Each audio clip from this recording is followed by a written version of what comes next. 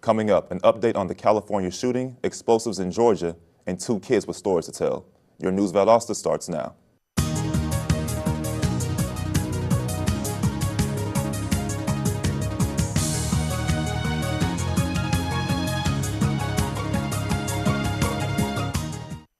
Welcome to News Valdosta. I'm Victor Davis. A college community in Northern California is in mourning today after a gunman went on a fatal shooting rampage.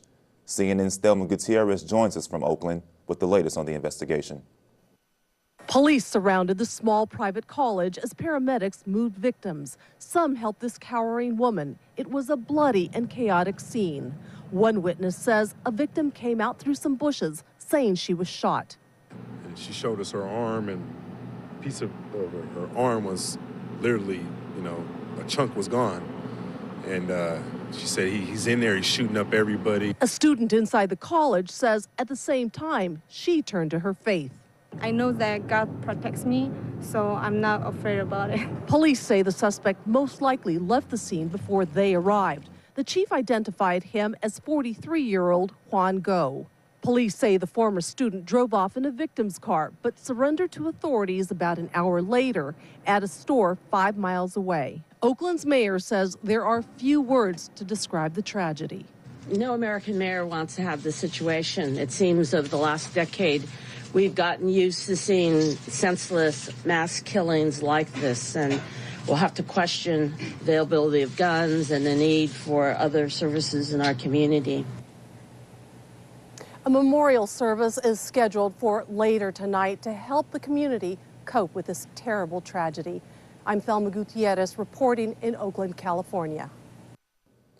Daughtry County Police received a tip that someone at the Georgia Power Dam was housing explosives in their vehicle. The police searched Timothy Anderson Jr.'s car and found several explosive devices.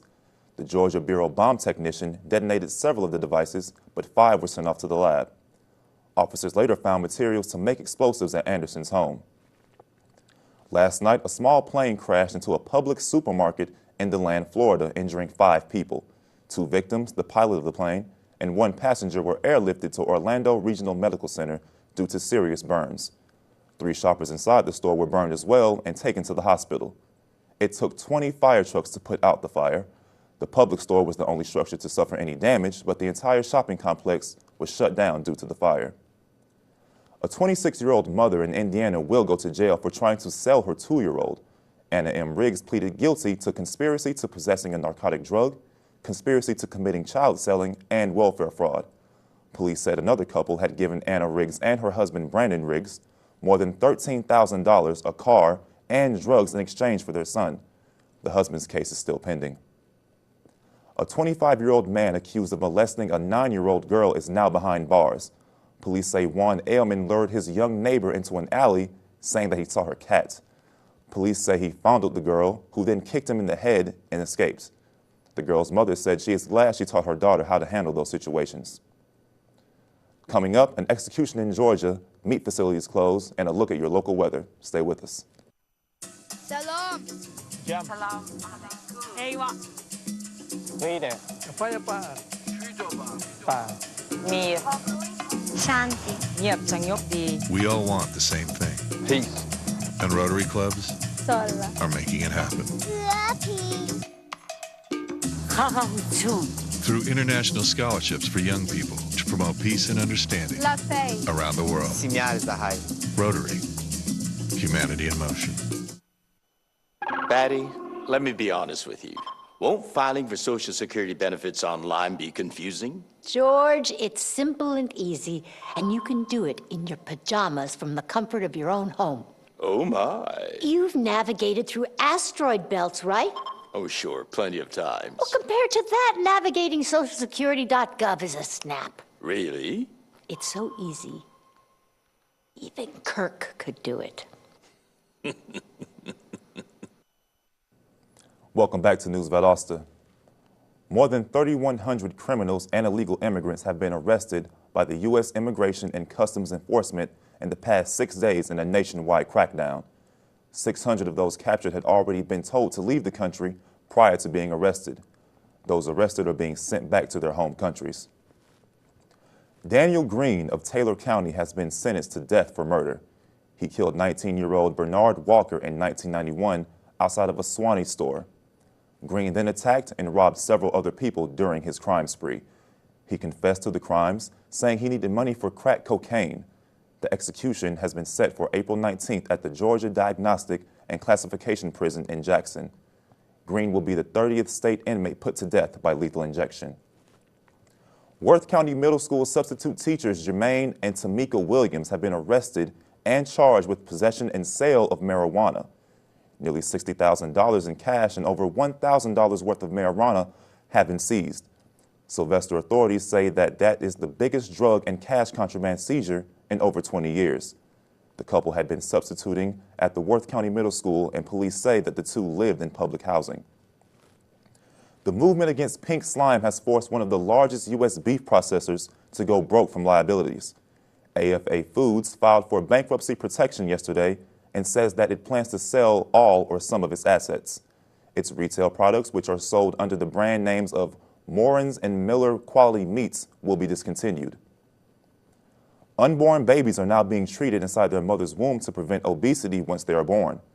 4 obese pregnant women in Britain were given a diabetes drug to lower their chance of having an overweight child.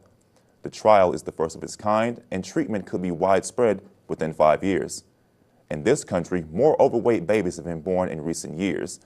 Once they tip the scales at 13 pounds, the babies are referred to as sumo babies. For now, pregnant women are advised to stay active and eat healthier. Last night, the University of Kentucky Wildcats won the 2012 NCAA men's basketball tournament. The Wildcats defeated the Kansas Jayhawks 67-59 in dominating fashion. Coach John Calipari's squad secured a substantial lead early in the first half, leading by as much as 16 points. The Jayhawks cut the lead to 5 points with less than 2 minutes to play, but the Wildcats held on for the win. Freshman phenomenon and potential NBA #1 pick Anthony Davis led the Wildcat defense with 16 rebounds, 6 blocks, and 3 steals, giving Kentucky its 8th national championship. Taking a look at your local weather, expect another hot day with a high near 90. We also have a 30% chance of isolated thunderstorms. Tomorrow, we'll see a repeat of today with another high around 90 and isolated thunderstorms. Coming up, a chance to give blood and a look at your campus events. Stay with us. I feel like it's all on my shoulders. How am I going to take care of my parents if they develop an eye disease like glaucoma? Glaucoma is the leading cause of blindness in African Americans and Hispanics in the United States. And what about my kids? Will they inherit it? Not to mention my risk factor. I'm really concerned and I need some answers. I'm an ophthalmologist and a scientist supported by AHAF, the American Health Assistance Foundation. We're working to discover breakthrough treatments and a cure for glaucoma. At ahaf.org, we will answer your questions and address your concerns. Learn about glaucoma, its symptoms, risk factors, and treatment options. Also, how to live with or care for someone with the disease. Call 1-800-437-2423 or go to ahaf.org for a free brochure on how eye disease affects all our lives. That's 1-800-437-2423. Welcome back to News Valdosta. I'm Victor Davis. Tomorrow afternoon, the Grove Apartment Complex will host a blood drive. The blood drive will take place from noon until 5 p.m. at the Grove Apartment Complex. If you would like to sign up, you can give the Grove a call or visit their Facebook page. Taking a look at our campus events, the Campus Activities Board and the IT Club present the VSU Star Search Talent Show. There will be celebrity guests, giveaways, performers, and prizes. All performers are invited to sign up in the Student Life office on the 3rd floor of the Student Union. Deadline to sign up is this Friday. There will be an informational meeting tomorrow at 9 p.m. in the football complex for girls interested in joining Blazer Pride next year. Blazer Pride assists VSU football with hosting prospects and their families at home games and official visits in January. Applications can be picked up in the football complex. And are you looking to make a difference, develop leadership skills, earn a little money, and have an awesome time? The Campus Activities Board is now accepting applications for the 2012-2013 school year. Applications are due by 3 p.m. this Friday.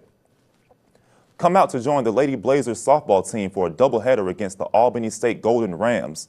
The first game will begin at 4 p.m. at the softball complex off Patterson Street.